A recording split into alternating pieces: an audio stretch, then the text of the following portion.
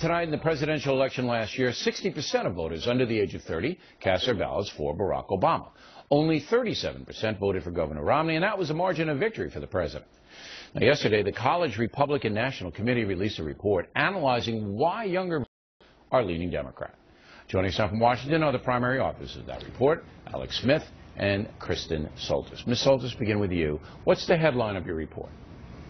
I think the headline is that Republicans are in big trouble with young voters, but there are a lot of opportunities for the GOP to win them back. Okay, that's a general headline. All right, what I want is a specific reason younger Americans are voting Democrat. One of the big reasons is there's a sense among young people that Republicans don't have an answer to the problems that are facing them day to day that are affecting their pocketbooks and affecting their lives. All right, let me stop you. Okay. Let me stop you, because I want to be very precise on your study. How can that be possible when Barack Obama presides over an economy for 4 years that's dismal? How can it be possible that younger Americans don't equate the President of the United States with the dismal economy? So we're finding that young people give Obama an A for effort. In data point after data point in our study, we asked questions about the state of the economy and whether or not they thought that President Obama's policies had made them better off. And the consistent answer was, no, we don't think it's actually made anything better. We think the economy's pretty bad. But when you ask them, those who approve of President Obama, why they do, the #1 word they come back with is trying. He's trying. All right. Now, that sounds pretty immature, Ms. Smith. It doesn't sound like a very objective, analytical opinion, or for want of a better word. So why should I care about this study, or why should the Republican Party care about a bunch of kids who don't know anything, and they like the guy just because he's flashy? What message does it send to the GOP?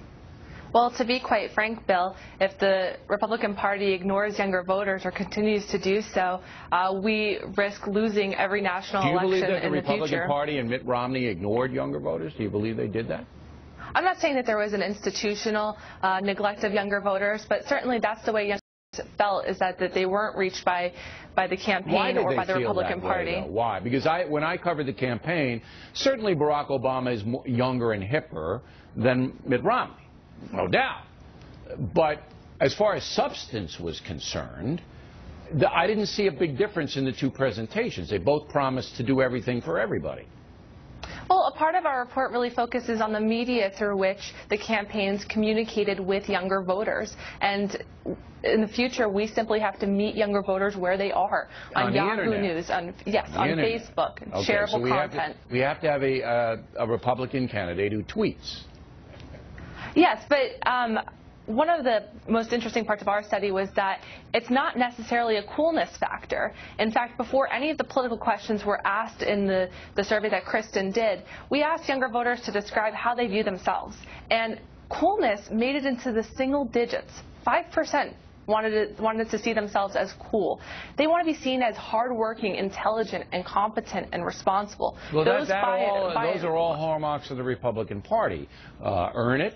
Work hard, but it seems something is being lost. Now, I know gay marriage is a big deal, and younger Americans think that's a good thing. Did those social issues affect your study, Ms. Soltis? So, when you group all the social issues together, there is a big difference in how young people view the issue of abortion versus the issue of gay marriage. On the issue of gay marriage, there's undeniably a gap between where young people are and sort of the official position of the Republican Party. But on the issue of abortion, young voters are just as likely to say they're pro-life as they are to say they're pro-choice.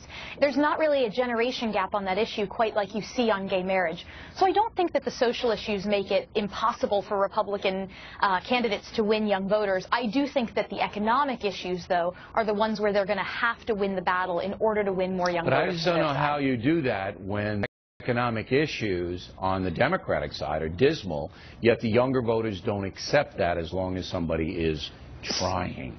So I think the Democrats aren't doing well, but I think if Republicans can prove how we can solve problems like student loan debt and health care, I think we have a chance. You know what it comes down to? A charismatic candidate who can reach younger people and use words they understand. It comes down to personality. That's what it comes down to. Ladies, thanks very much. Very interesting. When we come right back, is it legal? On the Trayvon Martin murder trial.